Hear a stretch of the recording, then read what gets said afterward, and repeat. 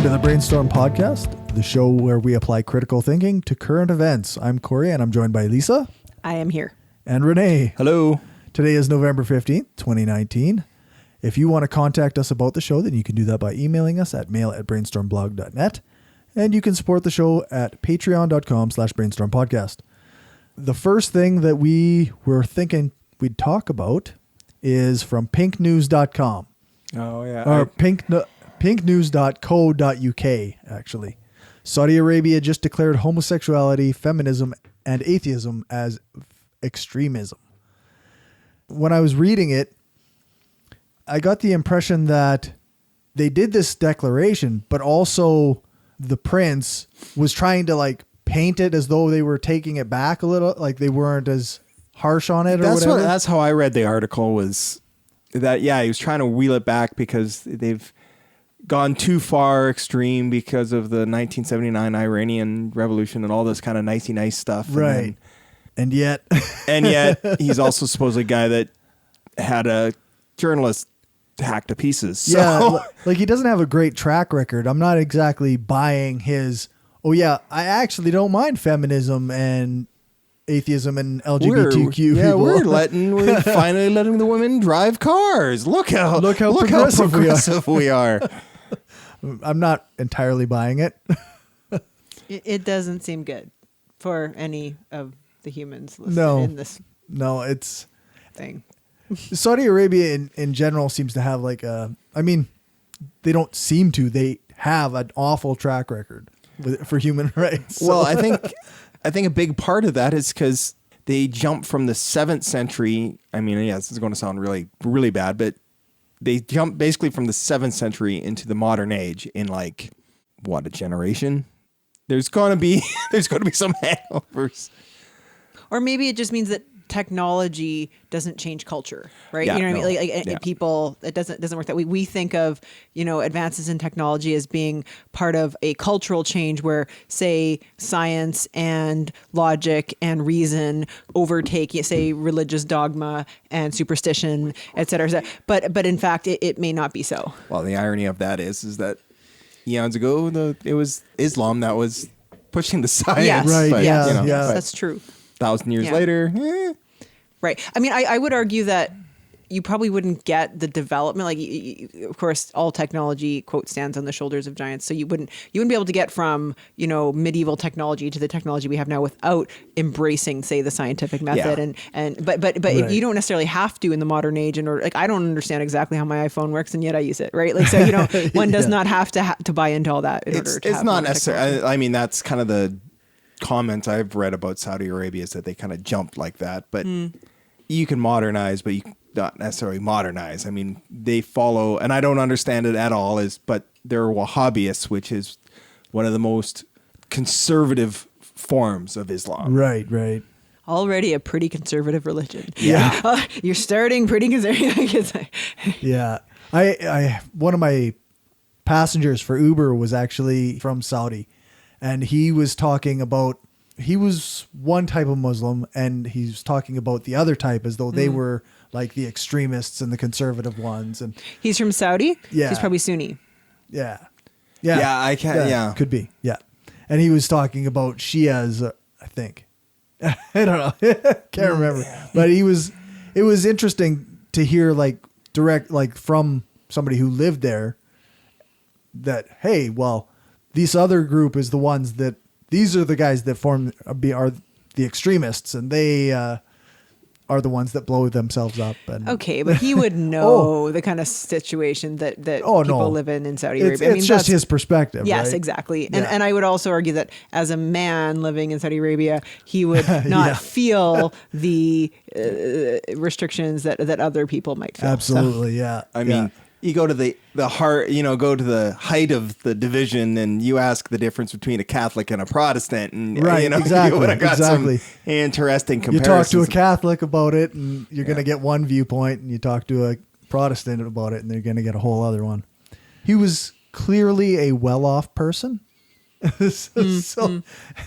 But I don't know what the percentage of wealth is in Saudi Arabia, but Yeah, I don't know what the wealth gap is. I know it's pretty nasty. Yeah. Yeah, I know. I Like, believe that it's- there are some really poor areas in there. Of course, there's some incredible affluence there. I watched a documentary on this. I think it was on Frontline, which is a PBS show. Okay. They have a lot of really good documentary, and I believe they had one on like the side of Saudi Arabia that the Saudis don't want you to see, Right. which like the slummier parts of their cities. And it's stuff. also, Yeah. that's where a lot of their construction workers are from. And it's not purty. So, I mean, so you bring all that out. Yeah, it makes you question how progressive they really are. Yeah, on those like issues. I'm more inclined to believe that they think of feminists and atheists and LGBTQ people as extremists rather than like being like, oh, but we actually welcome these people with different perspectives and different lives. We have school trustees in this city who think of Yeah. LGBTQ people as extremists. Yeah, that's right. Can't have anybody thinking it'd be okay for a drag queen to read to kindergartners. That's insane. That's extreme. Yeah, that But was. super adorable. Oh yeah. Sparkly. I didn't put out the episode we recorded before the election, but that was the part that I would have liked to put out, was the discussion on the Regina School Board stuff. You could put it out as a bonus. I could. Or we could re-bitch about it now. But minus Angelus and not as good. Yeah, that's true. It wouldn't be as good. Maybe I'll put it out as a bonus. All right. I also have from the Friendly Atheist a pastor Oh, this. who had a $4.4 million home, and he put it up for auction after he has to pay taxes now. So Really, is there much more to say I about don't that? think so. Like- I think it kind of speaks for itself, right? He's hoping to make at least $2 million from the sale. I mean, I read the article, and where it all just seems to be is like he had this lavish mansion and he didn't pay tax on it because it was under the church, and then they rented it out as a nightclub and an Airbnb. And, Right. you know, So you're making non-church dollars off of this church. yeah. Yeah. And you know, at a nightclub, I'm sure they weren't praying. Right. Yeah. Well, maybe to the porcelain god after one too many Zambucas, but you know.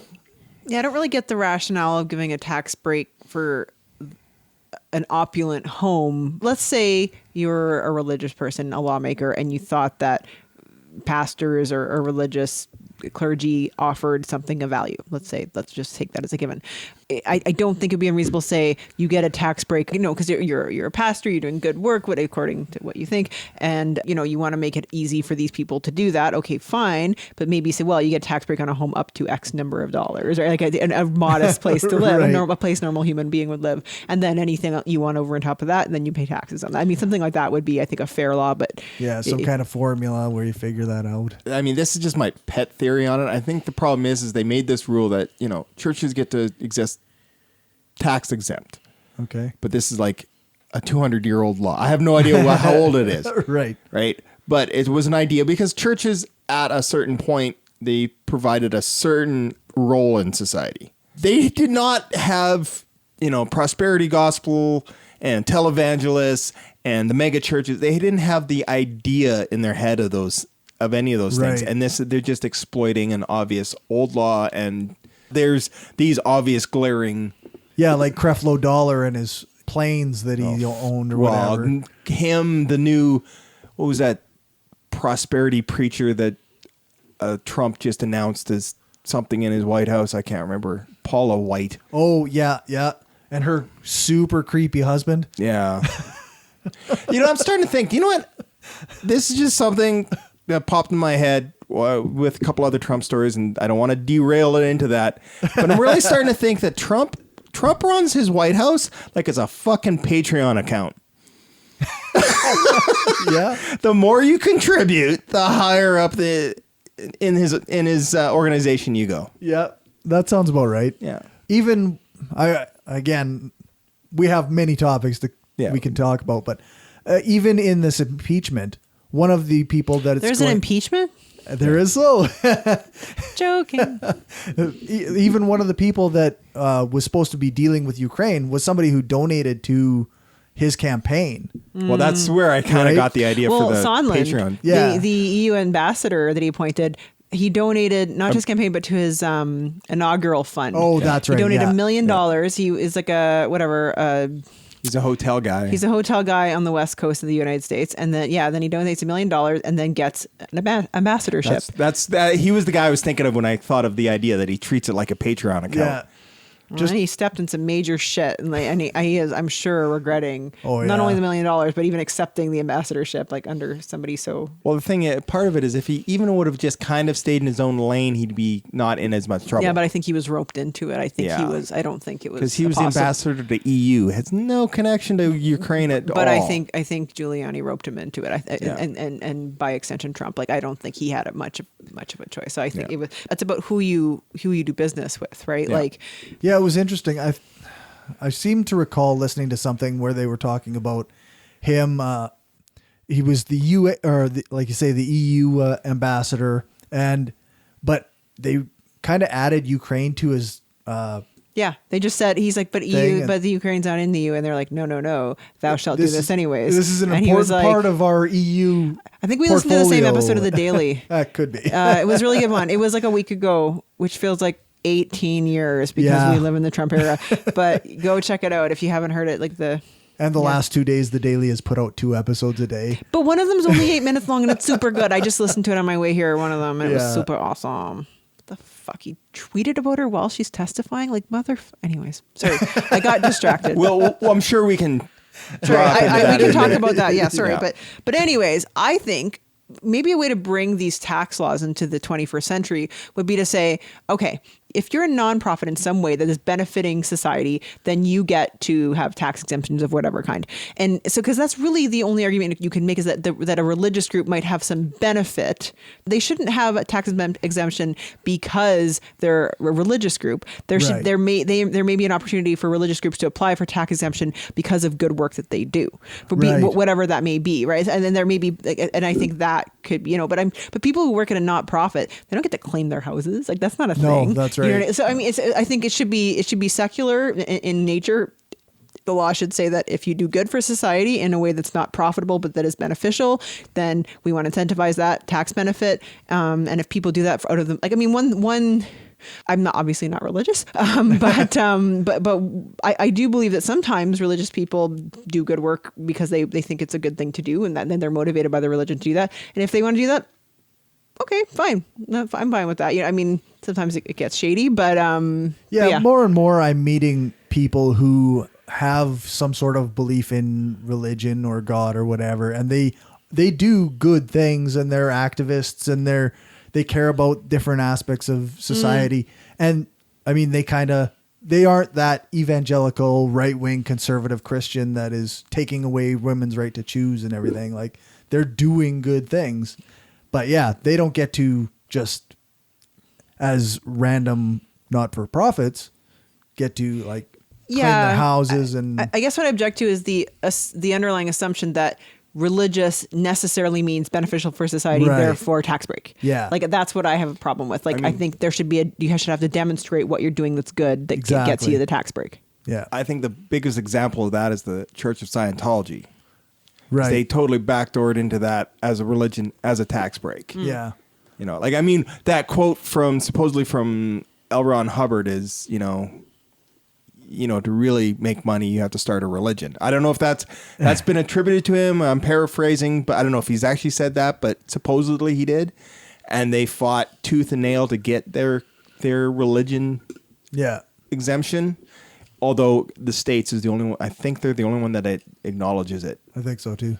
And that's all it was. It's just a tax dodge. It's not that religious people can't do good things. It's that religion isn't necessarily automatically good. It shouldn't get you an automatic tax exemption. Like I don't see why. I don't know. I just don't see why. Sorry. Me. I'm not getting a lot of arguments from you atheists, so it's just hard. It's hard to really have this. No, damn it! They need to have their taxes exemptions. This is kind of a hard conversation. I mean, it'd be interesting to have. That's the thing. Is it's hard to. It's.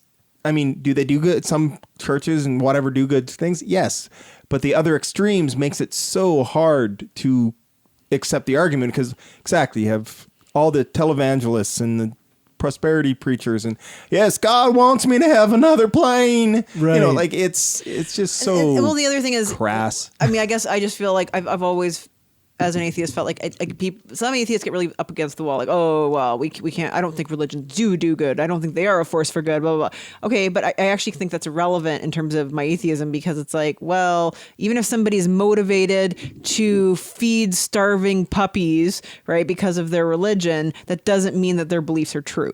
So like, and I don't like to, I just personally can't believe things that I don't think are true. Yeah. Therefore, it doesn't matter if the person does good because they think whatever God telling them to do it. Like it's not Yeah, like we can both enjoy helping puppies and have different motivations for it, and that's fine. And I'm not going to believe the thing that you believe. Precisely. Yeah. I think that's it for that. Yeah. Churches, taxes. Yeah. Enough of that shit. All right. The Canadian election results and Wexit. I was kind of expecting an automatic rant from you, Rene. Well, all you got is a sigh. Renee's checked out. Well, He's because like, the fuck this problem shit. I'm just so tired of them. I'm just so tired because like my cousin posted shit and I've seen so many other people posting about it. Okay. Is Trudeau perfect leader? Great guy? No, problematic. Voted for him because he's the devil you know as opposed to the devil you don't. But this idea that it's like, oh, we didn't get the guy we wanted, so we're going to separate. Yeah. It's the stupidest fucking argument I've ever heard, because that's all it is. That's all it is. It boils down to is we didn't get the guy we wanted. And once again, Alberta's bitching about not getting the price of oil that, you know, They imagine they'll get. well, because they're taking, they're like record companies with the downloading. They look at all the oil is moving with their discount, and then they go, we should be getting the money without the discount. See, we're losing billions of dollars without the discount. It's like, which is partially unfair, but people perceive the oil from Canada as all being that from Fort Mac, Right. which is a lot of it is just the process. It's just what it is. It's a lot thicker. I have no idea of how they separate the oil, like light crude and the different. Yeah, it's. I don't understand it. Don't know it. I'm not even going to pretend. But I know the stuff from Fort Mac is in essence sludge. Right. It takes a lot of processing to get it to where it's good. And because it's so thick, because they have to add chemicals to it to be able to put it down the pipeline. Americans don't want our oil anyway because they got enough of their own. That's why they're buying it at a discount. That's my understanding of it. Right. Could I be wrong? Sure. I'm not in the oil industry. But it's just they're counting every discounted dollar as a dollar they would be getting, and then, you know, fucking Trudeau. And it's like, well, no. It's the end result of oil was at $160 a barrel, so everyone on the planet was drill baby drill, so they have too much. Yeah. Now they get to be picky and choosy where they get it. And the problem is our entire system is sent to send it down to the States, and they don't need it. Yeah. Because they went fracking crazy. But from stuff I've read is that's all starting to collapse. I've been led to believe by other various sources that if we have another pipeline to, say, ship it out to the coast where it can be sent overseas, or if we have another pipeline down into the U.S., the amount of people are buying from us won't actually increase, because the reason that they're buying it is because it's at a decreased price. Yeah. So it's the exact same reason as why you had, for the longest time, you had in Vancouver, you had that huge filming boom because of our dollar was worth shit. So they'd all come up there. Right. Hollywood North, and how many, like throughout the 90s and early 2000s, huge. Every sci-fi show was shot in Vancouver because the dollar was so low that it would just cost effective. It's a catch-22 of how that works. And the problem is what happened was a boom. And what exactly caused the boom? Once again, I don't know. I'm not an economist. I don't follow the oil that closely. But it was a cross between speculation. China was building crazy, huge projects. It all drove the price up. It went as I honestly thought it was going to. One way or the other, I thought it was going to pop. Right. And now now it had to. It had to. And now we're we're in the rubble of a boom, Yeah. which happened every 10 years. If you look at the chart, it happens every 10 years for a variety of reasons, but it's boom, boom. There's a boom. reason they can predict recessions, right? Yeah. And it's just something that just drives me nuts because the logic seems to be is that, we pay so much in transfer payments to Quebec. It's like, well, that's true, but I've seen some posts where they show the actual numbers and it's not as much as everyone thinks. And it's not money coming directly out of the pocket of Alberta and going into the pocket of Quebec and Ontario. Like we all pay taxes and it goes into a pot and different areas get different amounts. But once again, it's that case of they're counting money that they're not making. Because the last time this was a big thing was 1979, 1980 when Pierre Elliott Trudeau put in the National Energy Program. Right. Which what was happening was because oil prices were just going crazy because of this 1973 oil crisis when OPEC said, we're not shipping you oil because you supported Israel, so they were being a bunch of dicks. And then it went through the roof and then it kind of settled down a little bit. And then the Iranian Revolution happened. And then that caused another big, huge spike. And it gets into really weird, from the stuff I've read, gets into really weird things that I don't understand. I don't understand the logic of. But for some reason, the reason why out east they import all their oil from Saudi Arabia is because they've always thought it was cheaper than trying to get it from out west. For whatever reason, I don't know why. It was something I read. I didn't understand it, but that's what the process is. Right. And so it was so expensive because of all these spikes and whatever. Trudeau wanted to try to encourage, like not to have the East get screwed and maybe try to encourage some interprovincial. But of course, Alberta was, we're selling it at a discount. Like we're not getting, we want the world price. We want the world price. We want the world price. Right. Trudeau's a bastard. We want the world price. And then what happened? 1986, OPEC flooded the market and oil crashed to like $10 a barrel. Yeah. Yeah.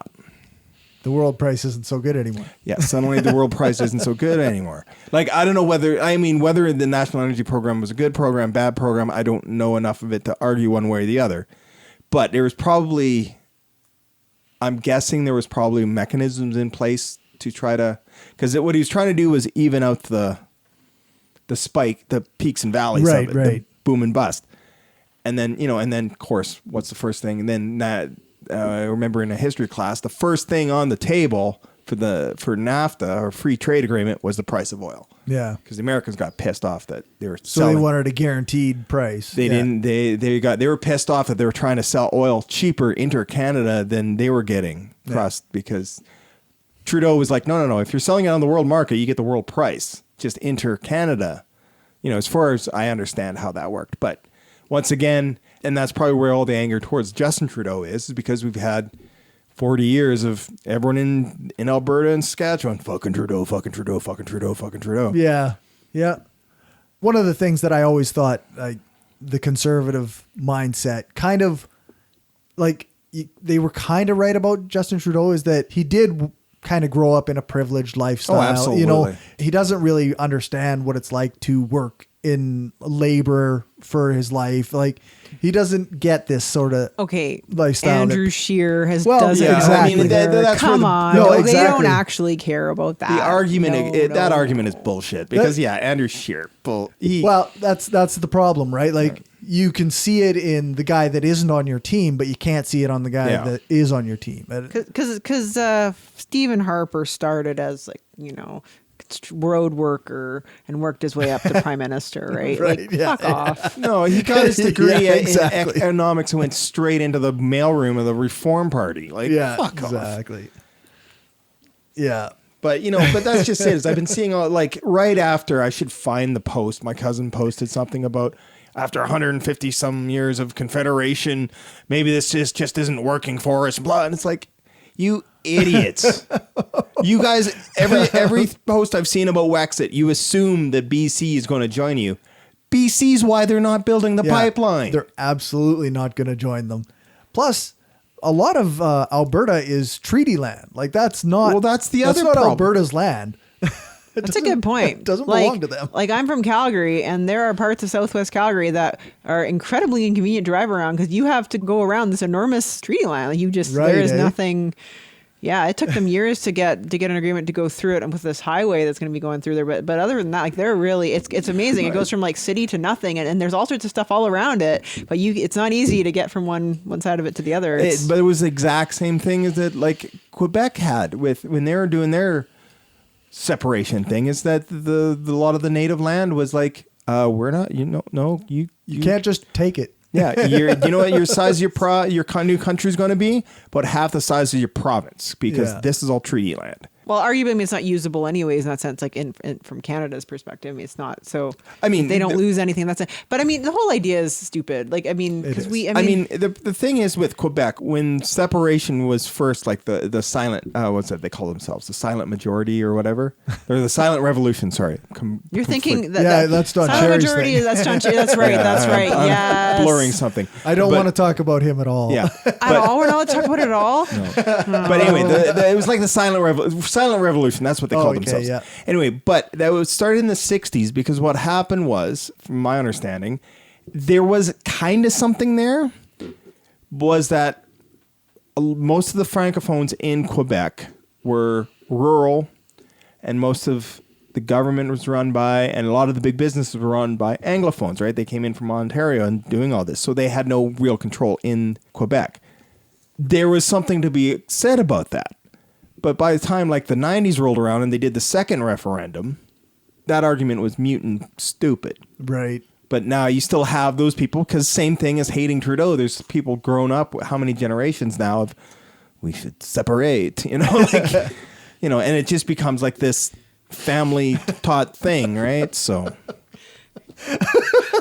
can I just say that as a man named Rene should not have such a god-awful French-Canadian accent. That was going to be actually one of my stand-up comedy routines. I had a bit of a bit about having a very French name but being nothing French. I can't even fake a French accent. No, it's really abysmal. Yeah, it's a really bad Jean Chrétien impersonation.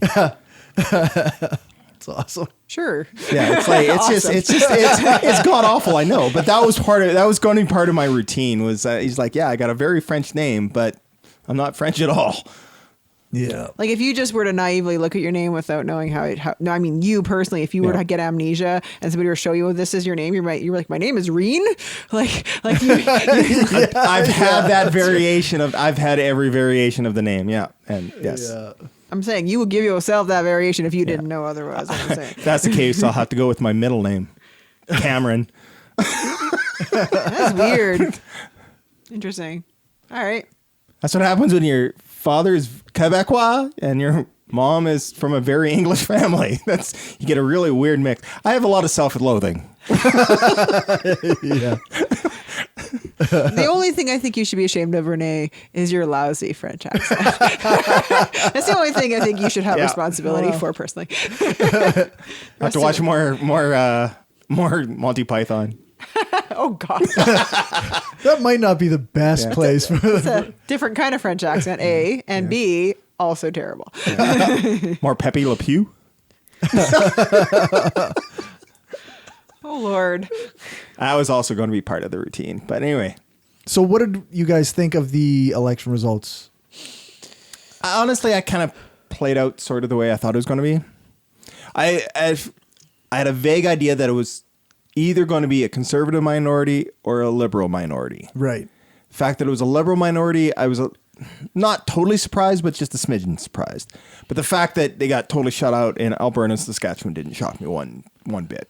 That did shock me actually, because that's what it was like when I was growing up. It was like that, and then it seems in recent years that there's been more progressiveness there. More people are moving there that aren't from there, and I was thinking that, and I don't just mean people from other countries. I mean like people from other parts of this country moving to Alberta and Saskatchewan, and I think maybe making it a bit more progressive, and people just becoming more progressive just in general. Like certainly my parents are more progressive now than they used to be, and they've been living in Calgary for 40 years. But I would say that I was surprised, and I was was really shocked that the MP for my riding, Ralph Goodale, lost his seat. I'll admit I was a little surprised at that. A guy I've actually met because he anyways I won't say anyways, but and who I'm not loving as my representative in Parliament right now. So that's actually what was really shocking to me is my writing in particular.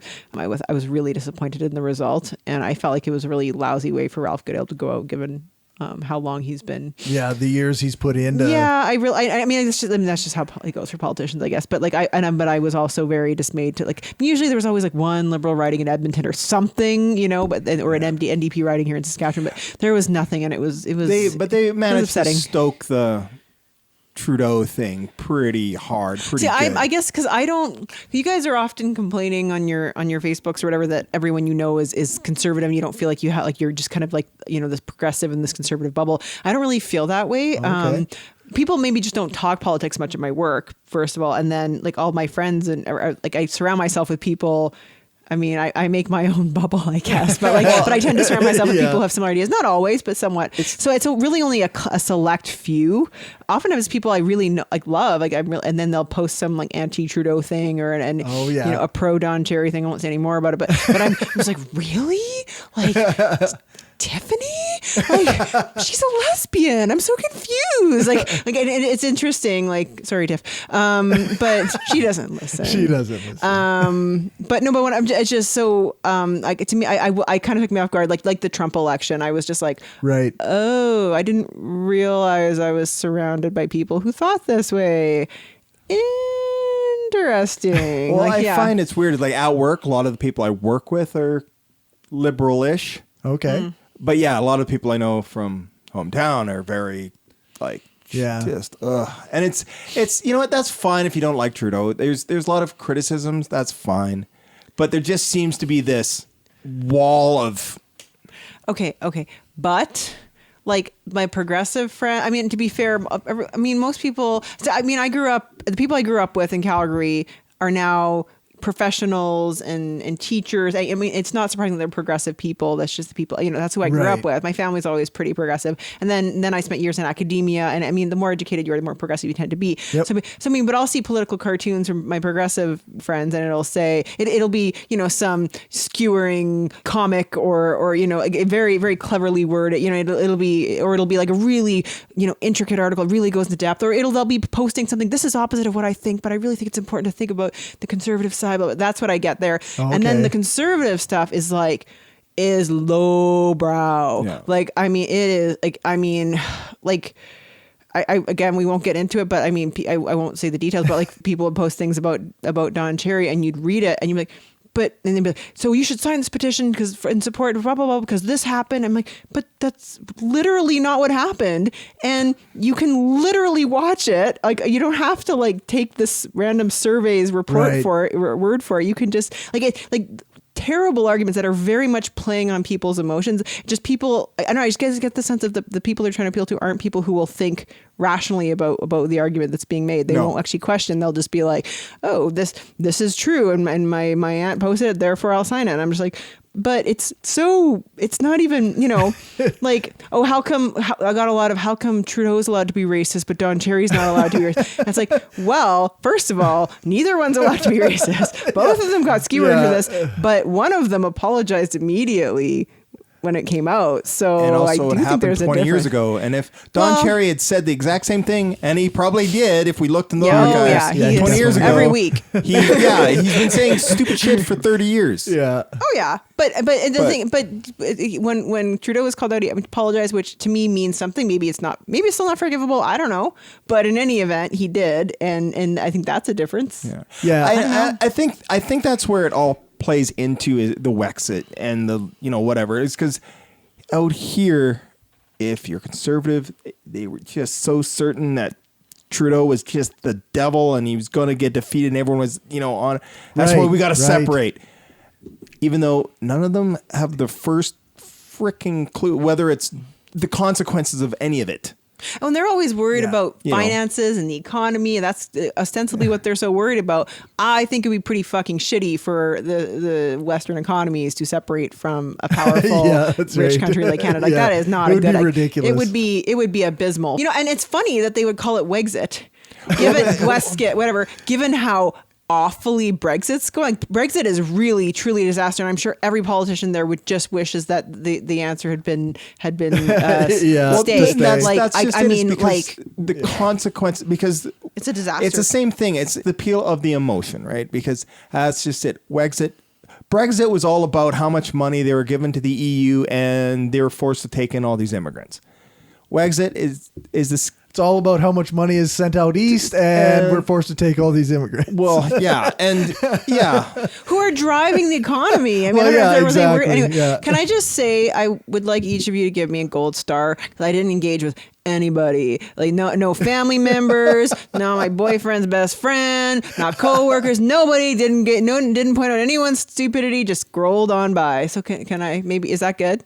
yeah. Yeah. I just feel like on Facebook, it's not like if I could sit down with them There's- at a bar and we could, agree that we're going to chat about this and like, hey, let's just, and it's cool. And if we could keep it and have like, body language and eye contact, then maybe it would be a discussion. But to me, I was like, but stop,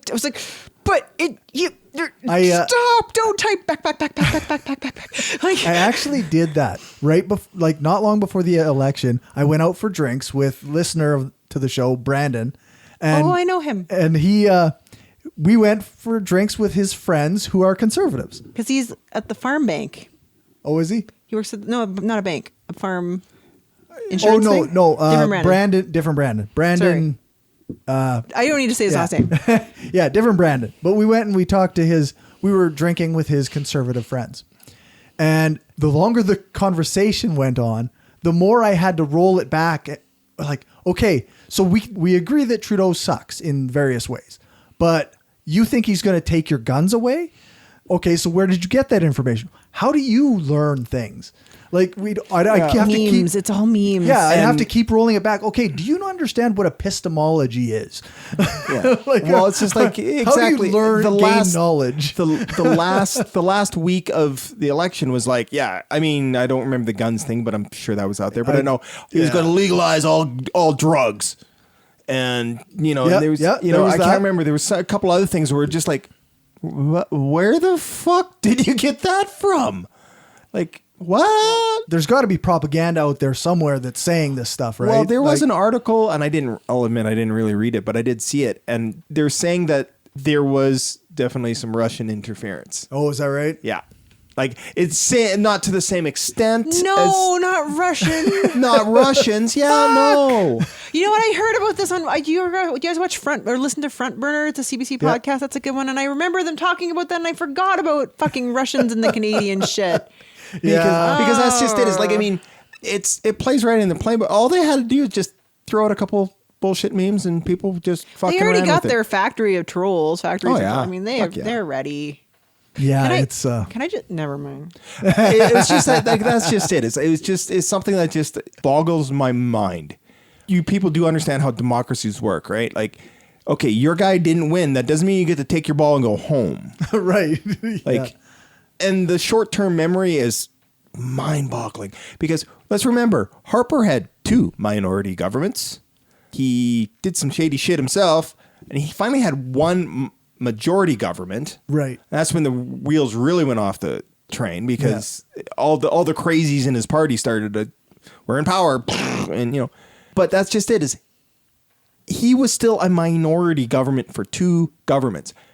Trudeau went from a majority to a minority. He still paid for his mistakes somewhat, but that doesn't mean. I mean, the instant he got elected, there was how many people? I didn't vote for him. Not my prime minister.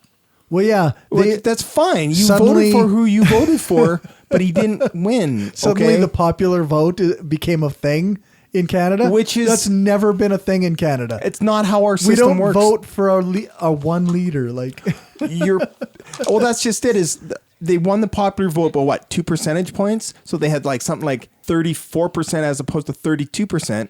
Okay, so the math there now is so you have 34% of the vote. right.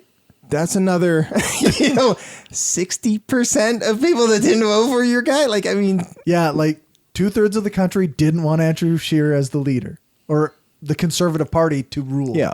Do you guys recall how in the last election, when proportional representation was so much and voter reform was so big on everyone's mind, that the Conservatives were the only ones who didn't push to have a system of voting that would have a government that would be proportional to the popular vote? They're the only ones. Yeah. And in fact, if they did get that, they would still be a minority, would they not? And, and certainly the other parties could form a coalition, and they would be always out. Yep. No, like if they are only getting 1/3 of the votes, it's actually not good. And what happened last time when there was a Conservative in power and they looked like they were going to lose the vote? Oh, right. He prorogued Parliament so they wouldn't have to face the vote. Oh, I remember that.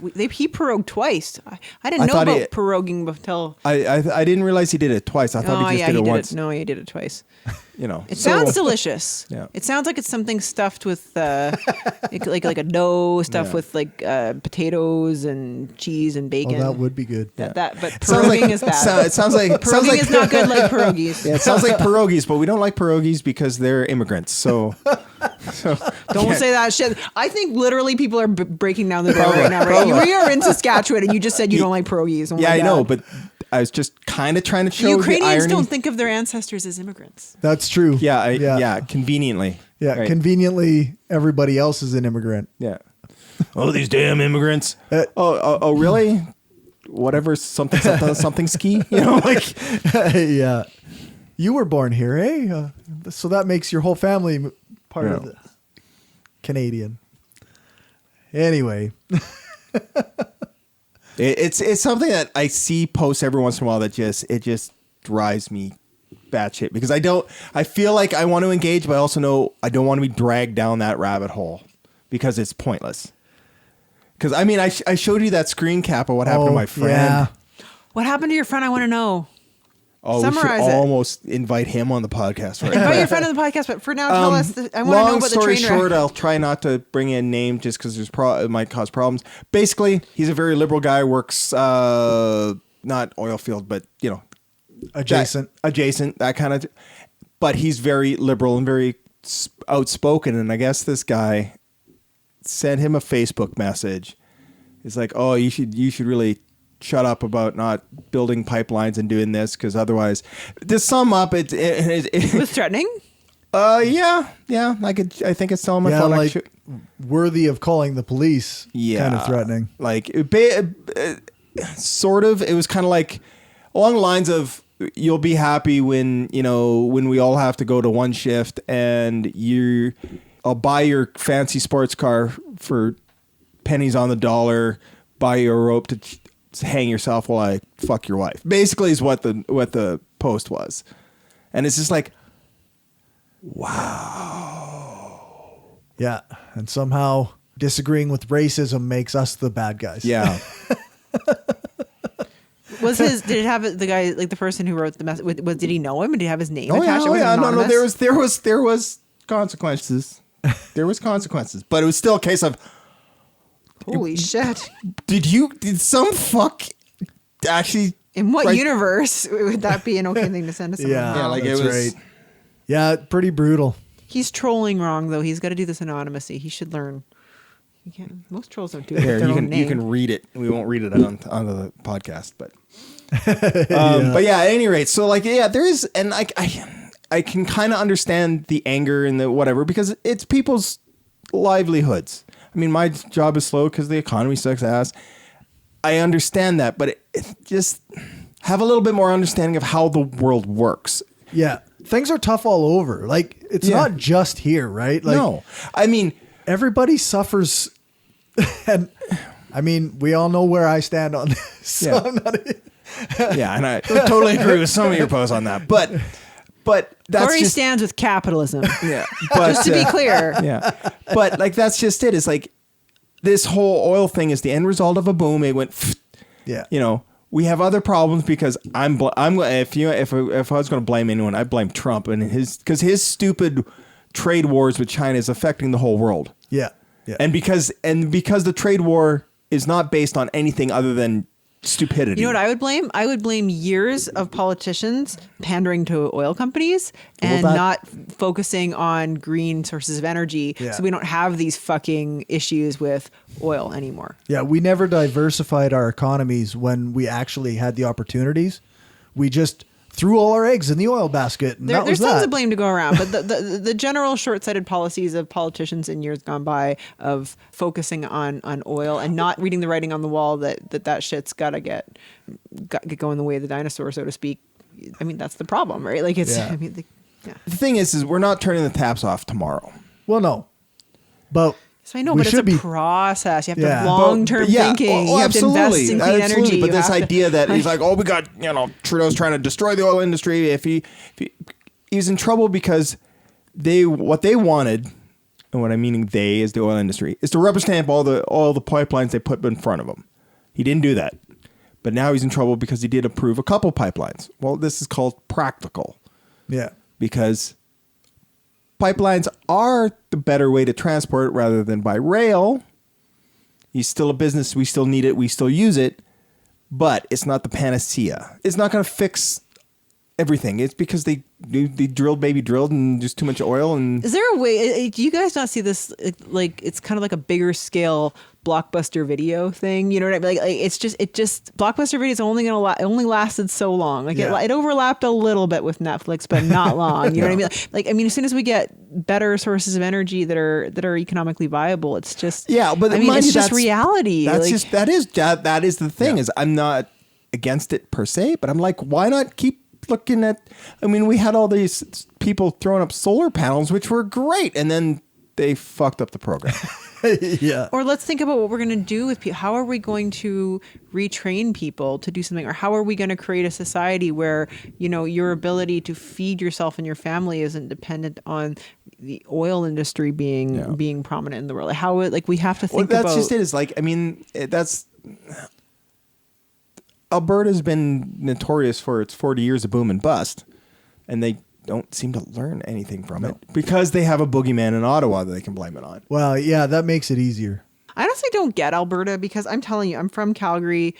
It is weird for people like, where are you from? And I'm like, I'm from Calgary. And they're like, weird. Because, where's your parents from? Oh, they're from Montreal. Nobody is from Calgary. Okay. Nobody. It's just not, maybe one generation back. I mean, I was born there, but my parents certainly weren't. So I don't understand. I guess, is it a selection effect? People who move to Calgary are like, oh, I don't want taxes. I don't want, I want, government that is only focused on the industry that I want to work in. I don't know what money. I don't know what it is, but I'm telling you, this isn't just like generations of people from Alberta because that's the population has grown way and the immigrant population is huge. So what I don't know. I'm just a little confused as to how does everyone get to Alberta and then become contaminated with their political ideas. I don't understand. Is it a money thing, you think? I think it is because that's the last massive bust was 86. So you had how many generation it crashed, it started to get better, and then all of a sudden the boom hit and everyone's got money, and they want to keep that. So that's why their policies will go that way. Right. Yeah. But people might not remember that. If you think about that, Saskatchewan forever was Alberta's socialist little cousin. Right? Yeah, exactly. that's right. It's weird seeing them teaming up this way. It's odd. My pet theory on that is because of the boom, it brought all the people from Alberta, which then they're just like, no, that union stuff, that socialist stuff, no, that's terrible. We got to go this way. And then everyone's now... Or a lot of Saskatchewan finally had money, and that was because of we went that because of, Or a lot of you folks Wall. from Saskatchewan moved to Alberta during booms and then move back when it's not so boom, but you bring the contamination of the political culture with you. Yeah, I don't know. It's been a weird... Yeah. I mean, I have no evidence, no numbers to prove any of this. I'm just pontificating. Yeah, just speculating, but it's still it is weird because even within our lifetimes, Saskatchewan was an NDP stronghold. This was not federally, but at least our provincial government was NDP for 12 years? Even longer than that. Longer than that. And the reason being is because they had to clean up the last conservative government mess. That's right. Yeah, exactly. But by the time Brad Wall came along, everybody was blaming the troubles on the NDPs.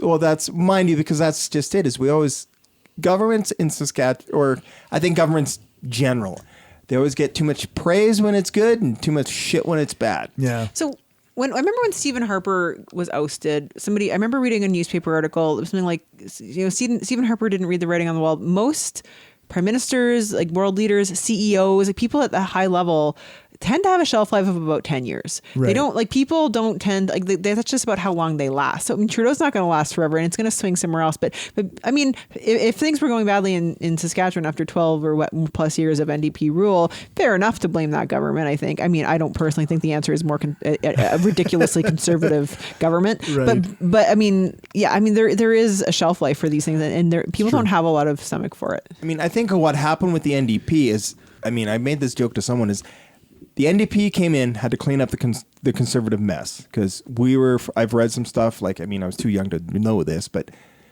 we were like a month away from bankruptcy and becoming a territory, because... Do you get demoted to territory if you don't pay your bills? Is that how it works in Yeah, Canada? eventually. Really? Yeah. If you get too low. Okay, what happens if you're territory? Like, what happens? Like, you don't have health care? Or like, what? Then a lot of the decisions that happen at the provincial level are actually handled by a federal representative. I'm not 100% sure on the mechanics of yahoos it.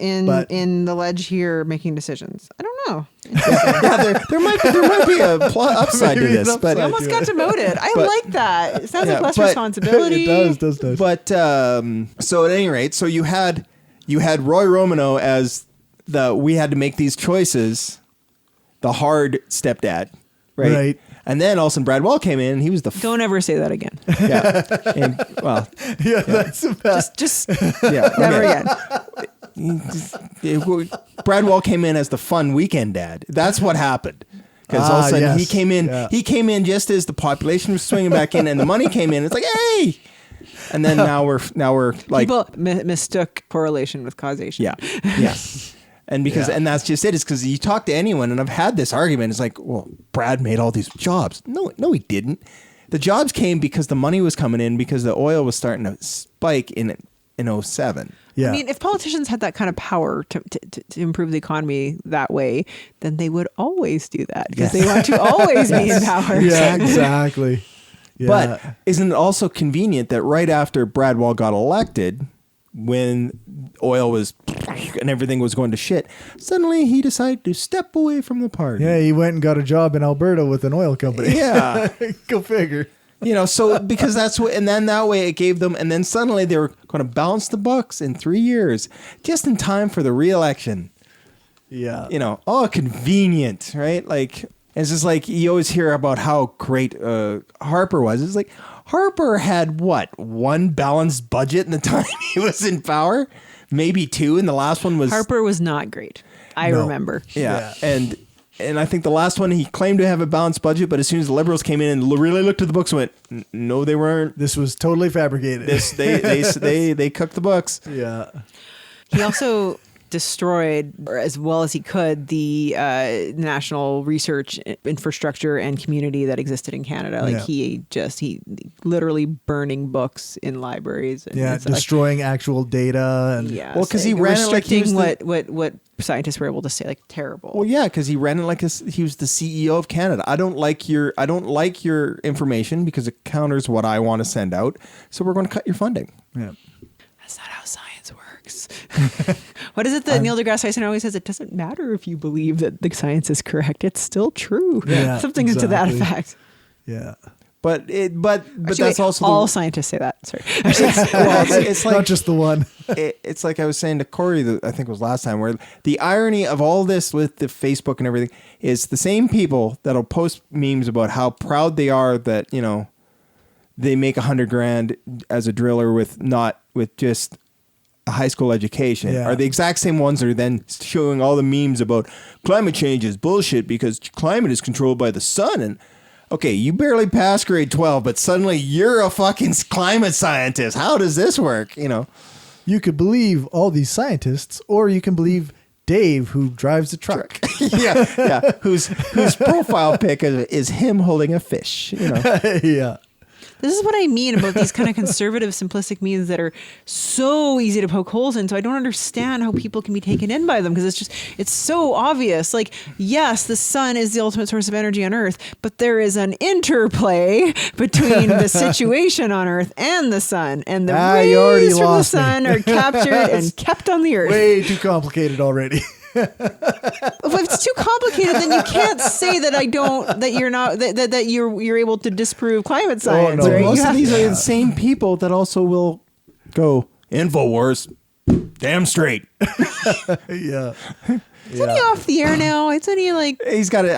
I have no You can idea. still get his stuff on his website, Yeah. which is Yes. still has millions of people who go to it Yeah. every day. But But it's the same shit cycle that has fed all the crap about Is the shit cycle like the water cycle or the similar. cycle of life? No, it's somehow different. It's somehow Is it different. like diarrhea? it's somehow worse. It's somehow- much worse. Constipation.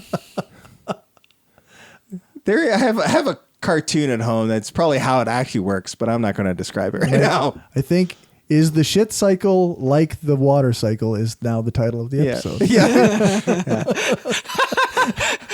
If that doesn't get downloads, what else? Yeah. But that's just it. It's like all the stuff that gets posted that just gets cycled around, like everything from, Trudeau's promoting pedophilia and, he's bringing in Sharia law and all that shit. They all buy that.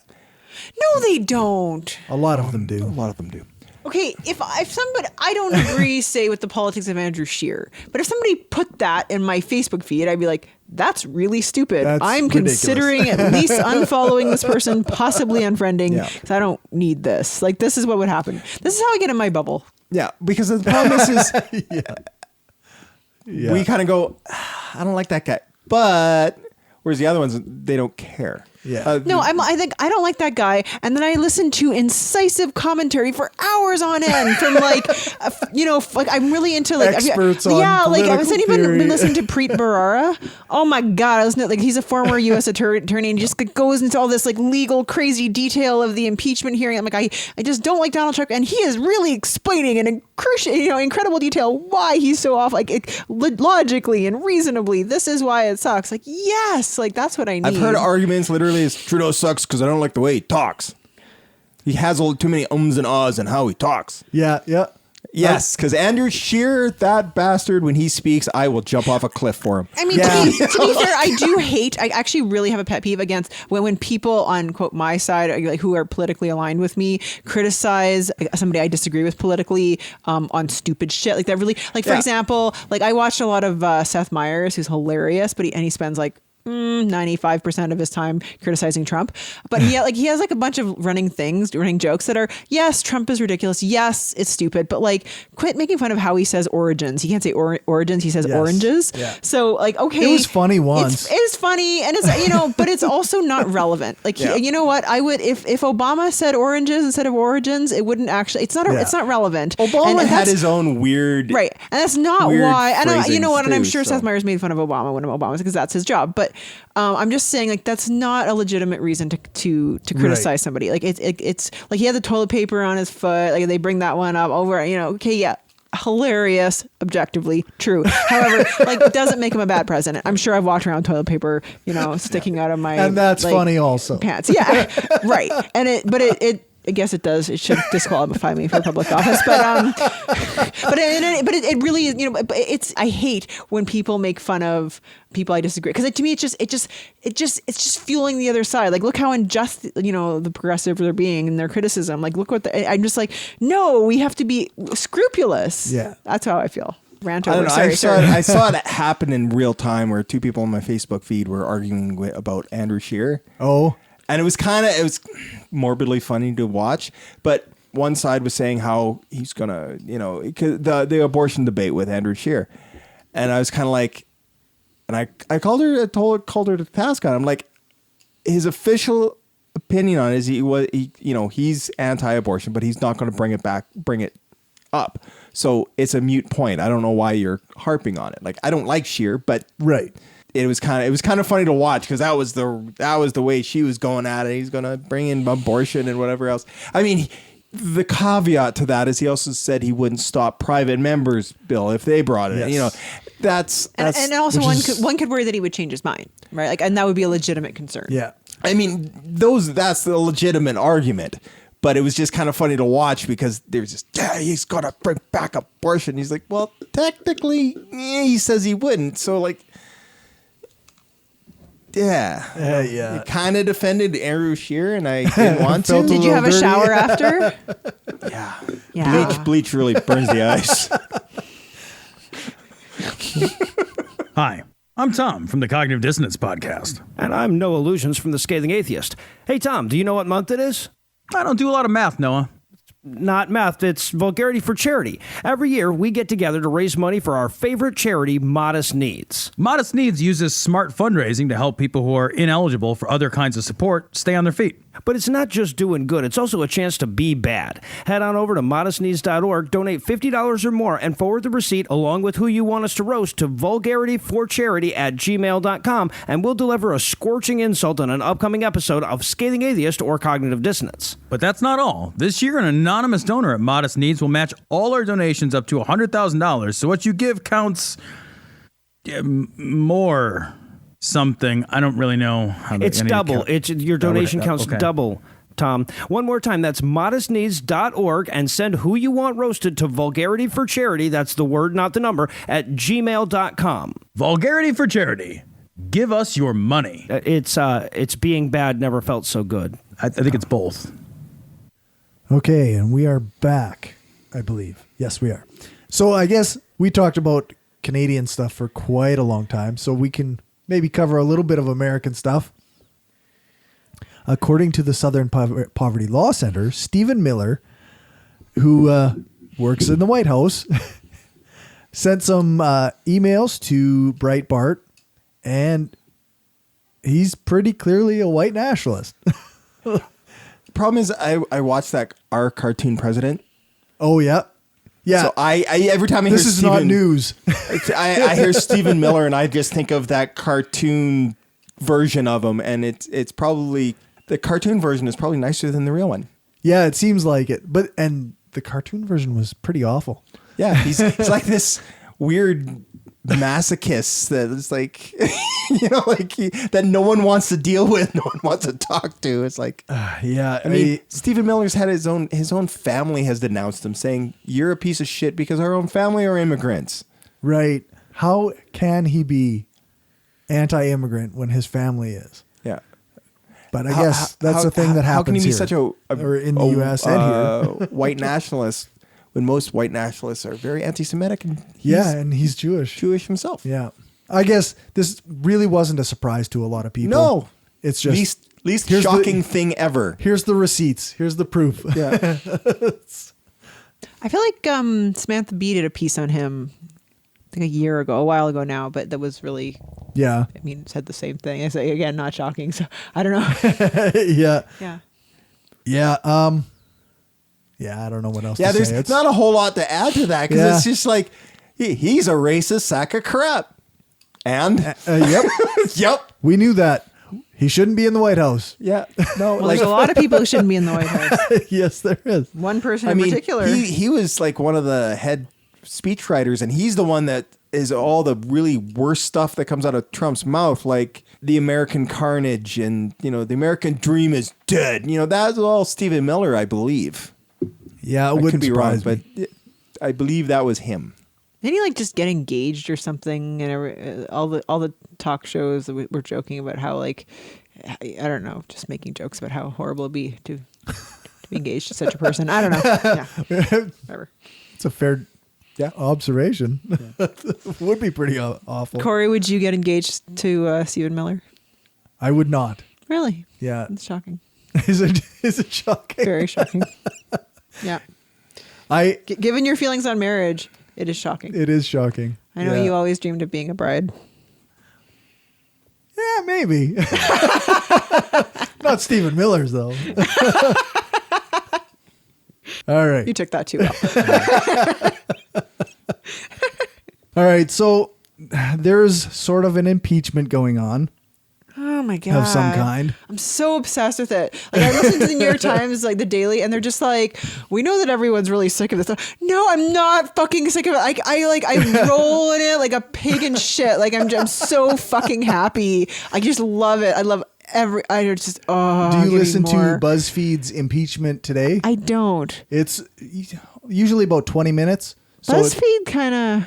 It's a solid show. Is it? Though. Okay. Yeah. Maybe I'll try it. I know I do the Daily, and then I actually started paying for Preet Bharara's paid podcast. He has a free podcast and a paid one where he does really in-depth analysis with another former U.S. attorney. Oh my God, it's so good. It just, So what do you think?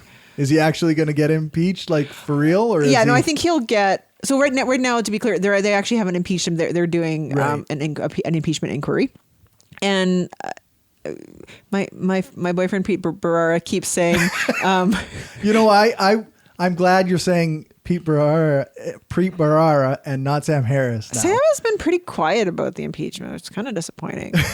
I have to talk to him because he's also my boyfriend. Anyways, damn it! I was hoping Preet. I have multiple boyfriends.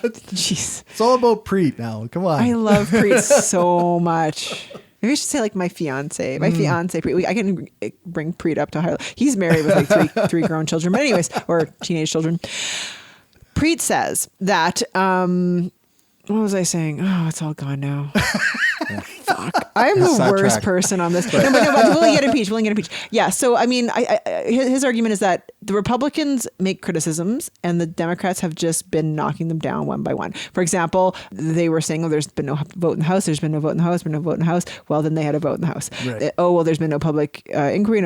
Oh, well, now we have a public inquiry. So, I mean, it's just, when Bill Taylor testified the other day about something his aide told him, that's secondhand information. That's hearsay, not admissible. Well, they're going to depose the aide. So like it just goes on and on. Like there's and then the stuff that some of the stuff Republicans have been saying is blatantly they criticize that everything's secondhand information, and yet they won't let anyone with firsthand information testify. So like it's just.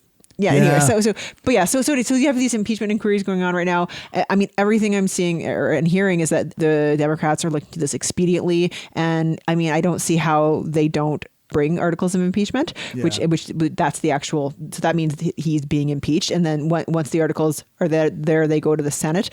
And then an impeachment trial takes place. Will Donald Trump be convicted of impeachment? That I think is much less clear. Yeah. I think given how much the Republicans are digging their heels in, Lindsey Graham actually says he won't listen to the he won't read the transcripts and he won't listen to the testimony. But the thing is that I was about to say the American people aren't stupid. Well, I mean, some maybe, some may not be. Of course, many aren't. Although it's been turning to impeachment and that's the thing. Public sentiment is getting more and more on board with impeachment, and I think a lot of Americans, even people who voted for Trump, as far as I'm seeing, are having a lot of questions about this. And I don't see how you just put this sweep this under the rug. I mean, with the Mueller thing, Mueller found evidence for obstruction of justice, but it was so effing complicated. And it was, a 400 and something odd page report, and Mueller refused to read from the report, and he was very blah, blah, blah. And I think, he intended for, the House of Reps to do the dirty work and bring impeachment based on what he said, but he didn't want to at all wade into an appeal. It just wasn't palatable enough. It wasn't soundbiteable enough. But this situation is a lot more clear. Trump withheld money that Congress said that the Ukrainians would get and were entitled to for his own political gain. I mean, it's so simple. The transcript of the call is pretty the near whatever the Trump released that, which he released, which was I just found absolutely. Because it was a perfect call. I think it actually goes to show the actual delusion in the White House, both with Trump and the people around him, to think that would be okay to release that.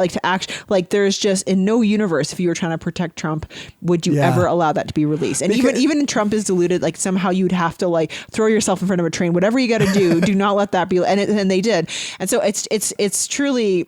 It's mind-boggling. So I do believe, I think articles of impeachment are probably inevitable. Which articles is interesting. For example, today, Adam Schiff they were who was testifying, the former ambassador to the Ukraine, whose name is escaping me. Anyway, so she was fired in May by Trump, apparently after a smear campaign by Rudy Giuliani and pressured her Trump to release her. And so Trump was actually tweeting while she was testifying, like multiple tweets about how awful she was and how she caused problems when she was in Somalia, but like as if she would. Anyways, so she didn't realize this because she's testifying. So Adam Schiff interrupts the prosecutor. So they've actually gotten a lawyer from the Republican side and a lawyer from the Democratic side to ask questions, which is much more effective in this public hearing setting because you don't get these politicians pontificating. Right, that was part of the rules that the Democrats put in place. So it's beautiful because only people who can talk is Adam Schiff, the head of the committee, and then his Republican counterpart, and then the lawyers that they've hired, which is doing so much of a better job questioning. Anyways, sorry, I'm talking a lot, but Schiff actually interrupted the lawyer mid questioning and said, actually, hang on. President Trump's actually tweeting about you, witness, right now as we talk, and he's saying all these dreadful things about you. And he reads them to her and asks her how she feels about that. And she says that this is very intimidating. And Schiff says, well, we don't look favorably upon intimidating witnesses, and that is also an impeachable offense. So now there's speculation: will there be another article impeachment? Will that also be adding it to the pile? Anyways, but so it's just this is just today's developments. It's on my mind, but. Yeah, so like he just can't stop doing crimes. But I do feel like the senators, I mean, they need a 2/3 in order to actually remove him from office. So he will be impeached, but whether he gets convicted or not is another question. That one is that's never happened in the history of the United States, that somebody actually gets removed from office through impeachment because you need the 2/3. But on the other hand, I think some Republican senators are going to have a hard time justifying this to their. I mean, it depends on what it really depends on what it's a political process. It's going to depend what the American people, if they show up at town halls and say, hey, look, we're conservative, not riding, what do they call them, district or state or whatever, and say, but this is unacceptable behavior. If the public sentiment gets away from Trump, then I think then it can happen. But it's really going to depend on the public and what kind of pressure they put on Republican senators from Republican states. I think that's the only way that it can. So I guess I'm feeling like probably he won't actually be removed from office, but I think certainly he'll be impeached. Because I think the biggest problem is that, well, not the biggest problem, but one of the things is Donald Trump, for all of his money, even though he doesn't have as much as he claims, he really is just, if his dad hadn't been such a successful and rich man, Donald Trump would be just another thug selling stolen cigarettes out of the trunk of a car. Yeah. Maybe. He's such a more likely he'd be buried in that trunk of the car because he's stupid. But he's such a narcissist, and he's so unscrupulous and ruthless. You wonder if that has been what has allowed him to be quote unquote successful. Although, yes, of course, his father has bailed him out of lots of things. Left, right, and center. Yeah. Because he's had that much money. But I just wonder if the lack of ethics, like the ruthlessness, also plays into his success, right? Like if you're willing to do anything. Oh yeah, well, no, but that's right. why I'm saying that's why he's doing all this stuff, is because he's in essence a mafia guy, but he's also extremely dumb. What is it they say on Even More News? He's a crime guy. Yeah, the president does crimes. Yeah. But he's really dumb. That's why I'm saying he'd be selling stolen cigarettes out of the trunk of a car, but he'd do something really stupid. So the mafia would probably bury him in that car. Yeah. Like he's just. Yeah. If he was actually dealing with mob bosses, he'd be dead a long time ago. Yeah. But Tony Soprano would have dealt with him a long time ago. Okay. We call him Too Dumb Donnie. I want you to get rid of Too Dumb Donnie. He's a problem. Like. Too Dumb Donnie's actually not bad. I like that. I don't think he's dumb. He's smart enough to get two dumbs. I think he only gets one dumb. Like just a one dumb one. Well, all the mafia nicknames have three things. It's like Tony the Squirrel. It's always got to have it's three. It's good. I like it, Rene. I'm just giving you a hard time. Whatever. I don't know. I think we'll only do one more article, and we'll do the one that you wanted to do. Okay. Well, our friend of the show and former guest, Jen Gunter, has been posting about this issue. But I feel like I should actually just say some stuff first to give people a sense. So T.I., who is a American rapper, was on a podcast called Ladies Like Us. This podcast this episode has since been removed, but the women who were interviewing him asked T.I. if he'd had the sex talk with his daughters, and he replied, I'm going to read this verbatim because I think it's really appalling, actually, but it's instructive to hear it directly. Have I? We go. Deja's 18, just graduated high school. Now she's attending her first year of college, figuring it out for herself. And yes, not only have we had the conversation, we have yearly trips to the gynecologist to check her hymen. He then went into details about a specific visit that took place after Deja's 16th birthday. Right after the birthday, we celebrate, usually the day after the party. She's enjoying her gifts.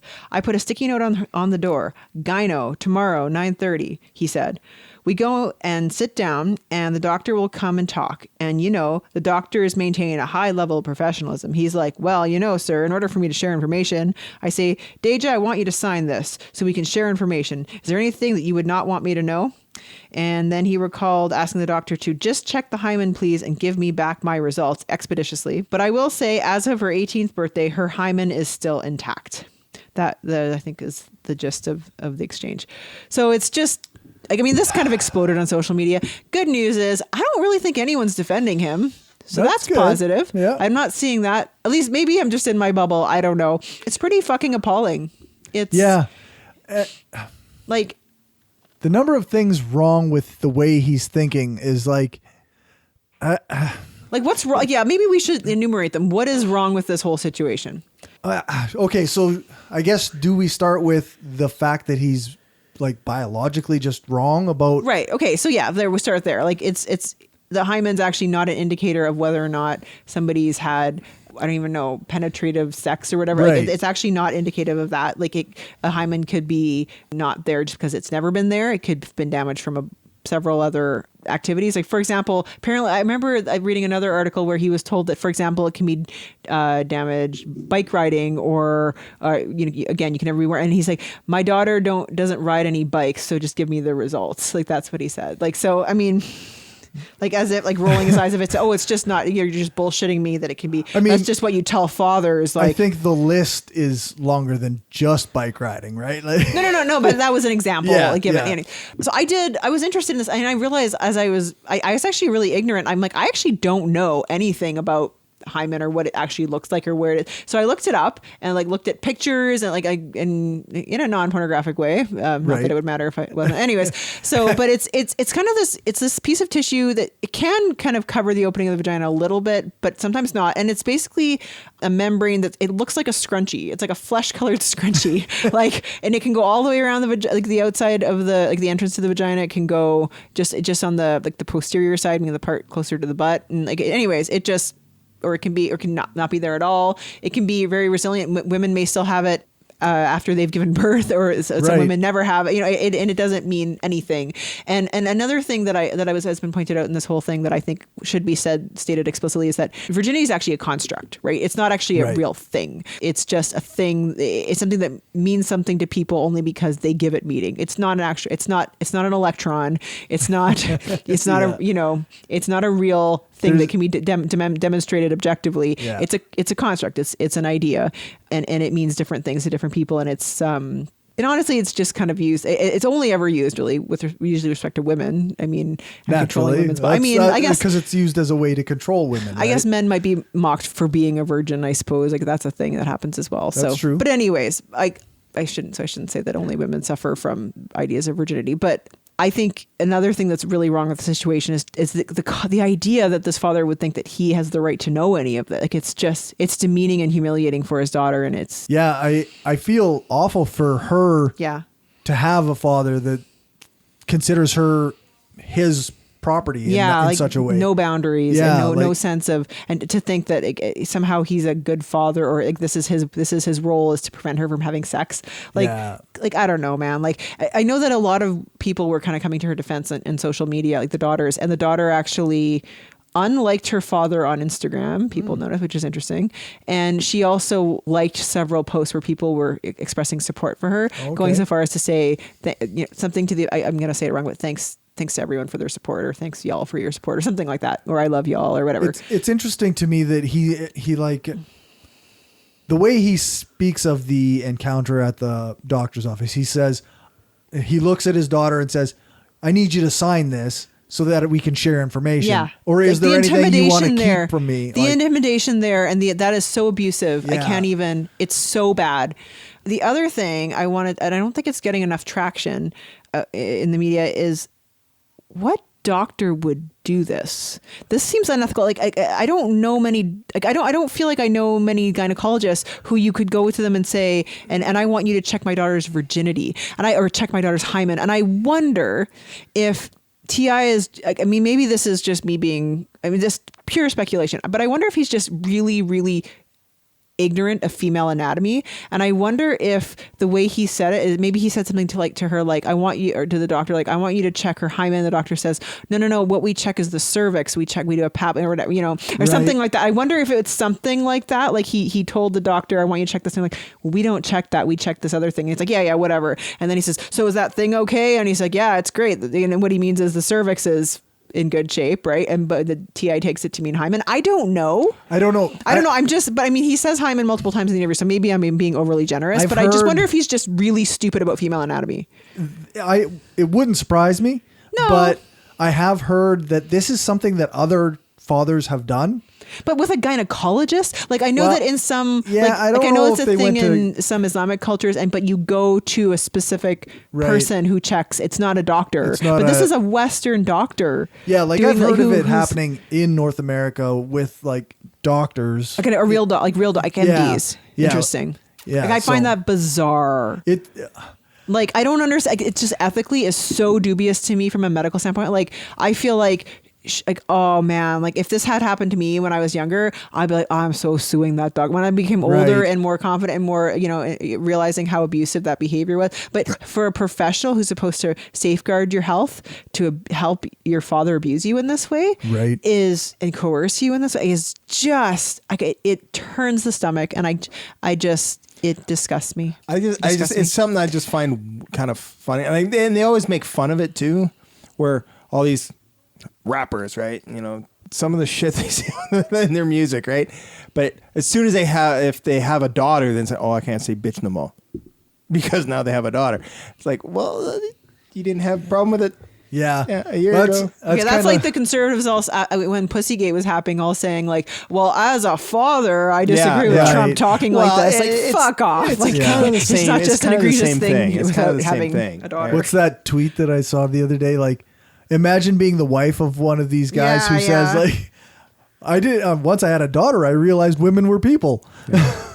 But the problem is a lot of the time they don't put up with that shit at home. Maybe, I don't know, but all I know is that anyways, this whole situation is super abusive, and it's happening in a Western culture, which we hear about happening in other cultures, but it's just it appalled me. Like you say, with a medical professional that's supposed to have. I just can't even. Just what I really can't wrap my brain around. I can't wrap my brain around. As progressive as we are, we're nowhere near as far as that progressive. No, that guy ain't progressive. That's for sure. Like I don't know. I'm stealing the quote from the Scathing Atheist podcast. Do it. The amount of time that a father should be thinking about his daughter's vagina is approximately 0.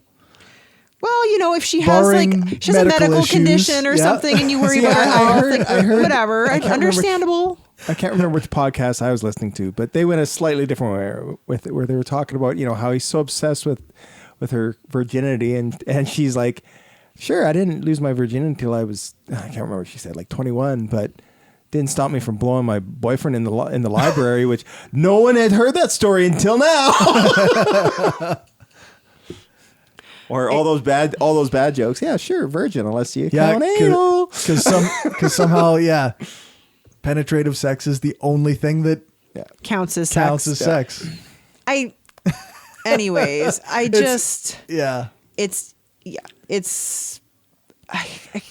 without words. Like it's just so, and for him to just brag about how this is like a great thing, right? Yeah, like he thinks he's a hero about it. Like I don't understand. Like I'm so, like the level of entitlement you have to have in order to think that is mind boggling. Like it's like Trump releasing the not transcript of the phone call. Like you just so delusional as to think that this isn't. That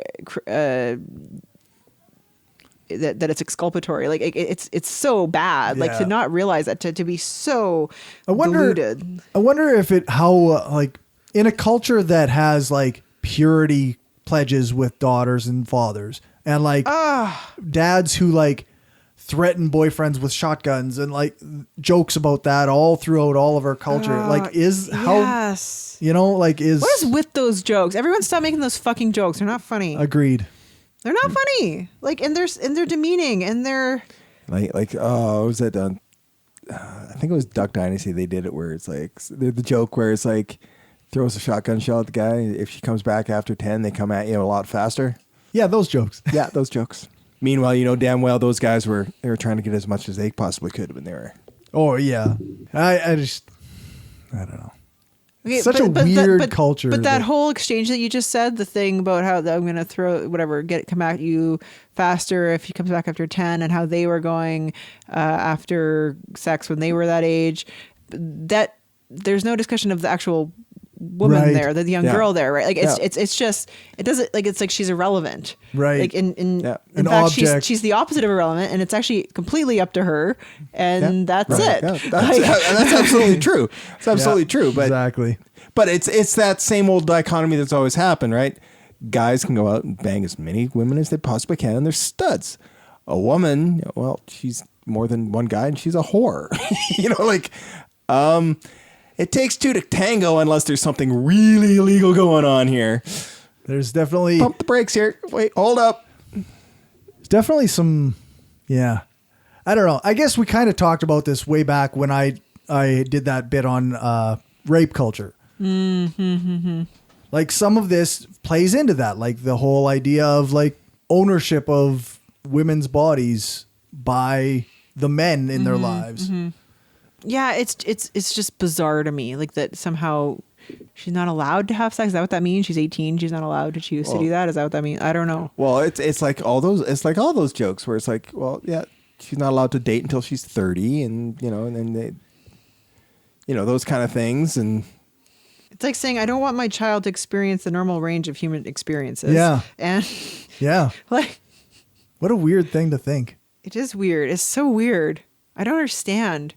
I mean, maybe if birth control had never been invented, maybe. I think all of these things stem from that period, ultimately, right? And that's just where reality always steps in and creates irony, right? You have like a lot of the southern states have abstinent programs, and they have the most teen pregnancies.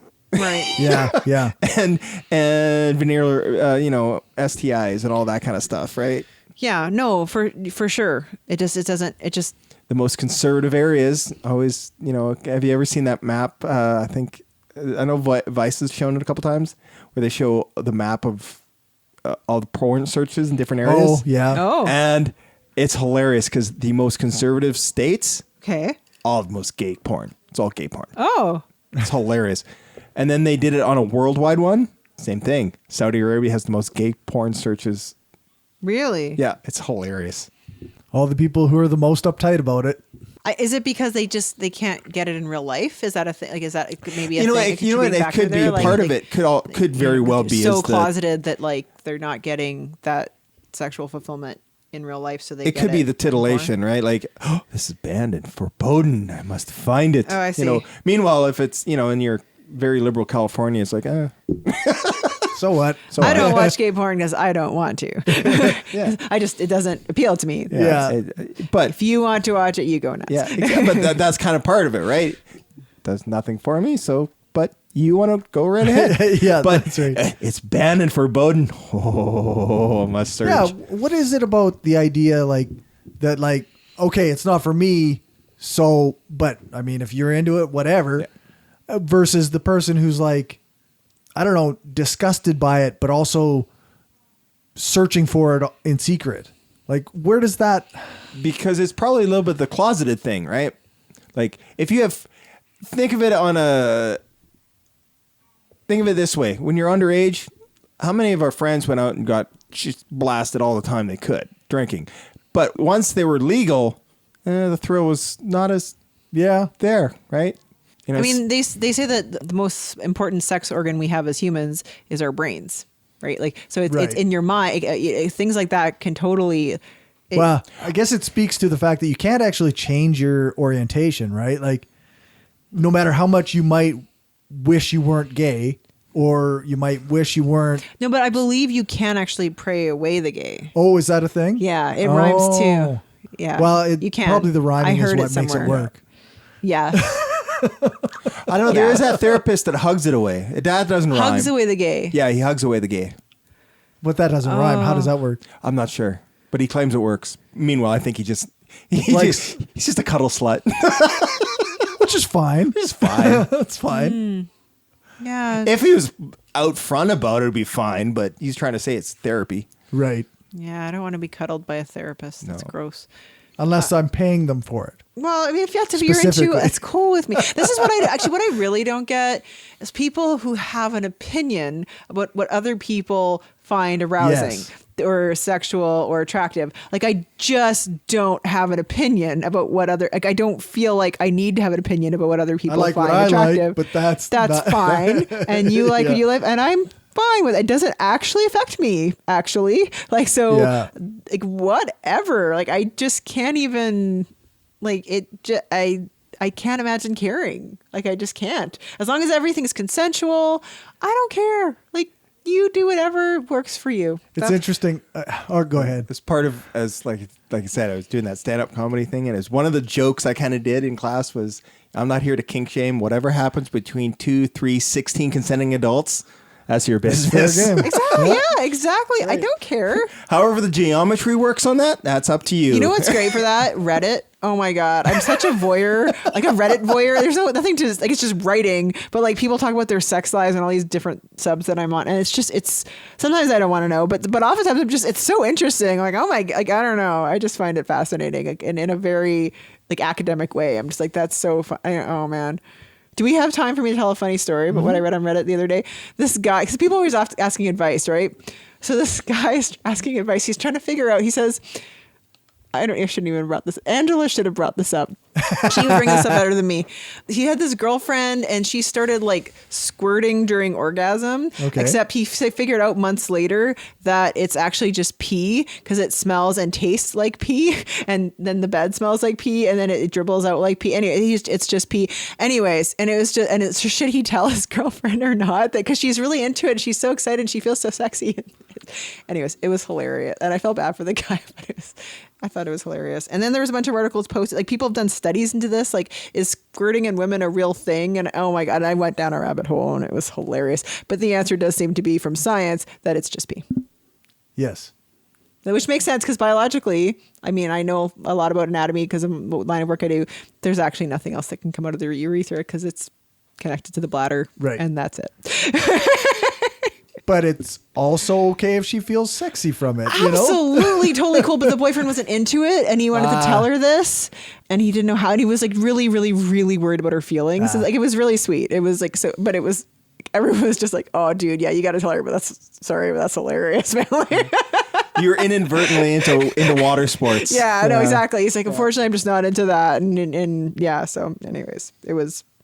People gave good advice, which was to encourage communication. It was hilarious. I mean, that's good. And it's Reddit. That's kind of odd, but okay. Yeah. At least it wasn't 4chan. I don't get a lot of shit on Reddit. No? I don't know what it is. Like, I don't get a lot of terrible maybe I just don't follow those subs, but I get a lot of like complete sentences and supportive things. It is better than Facebook and Twitter for that. It's better than a lot of things. Yeah. Like it's really, and it, I don't know. I guess you can really curate what you get, I guess. But like, yeah, I really like Reddit in terms of just finding interesting. I'm on all the relationship ones. I'm just so interested. I'm like, oh man, I don't know what's wrong with me. I just want to know all about people's lives. And like, I don't think there's anything wrong with that. Well, they're posting it. I'm not like I'm like prying. Like, yeah, exactly. Not like you've hacked into all their nanny no, cams. I'm just Well, not all of them. Not all of them. Yeah. 1 or 2. Yeah. All right. And on that note, I think we'll close this out. For all the things, you can check out the show notes on our website, brainstormblog.net, and our hosting page, brainstormpodcast.ca. Thanks to our financial supporters. I'll check out our list of patrons and read them off for the next show. If you want to support the show, then you can do that at patreon.com/brainstormpodcast, or you can do a one-time donation at paypal.me/brainstormpodcast. And if you want Brainstorm gear, then you can get it at tpublic.com/stores/brainstorm-podcast-gear. Somebody actually has to buy something there. They almost closed the store. I had to email back and forth because it's been so long since there's been activity. Oh. So I was like, okay, please don't close our store. We're starting the show again someday. But today's the day. Today's the day. That's right. Thanks to Dave for our intro music, and thank you to our new editor, Callie Wright. You can find all of her stuff at queersplaining.com. All music played is either with permission or under the SOCAN license to play. Actually, we didn't play any music this time, and we might not do that anymore. Breaks will just be breaks.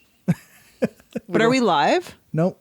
Well, so I think you're just mad that I played Steve Earle once. That can never happen again. Must remove all possibilities. That one song that you picked, that Union song. Oh yeah. Union Man or that's whatever. a good one. Yeah, I kept adding it to the list, hoping that we'd play it on the next time, and it just never happened. Also, that's not Steve Earle. So just FYI. Great song though. It is.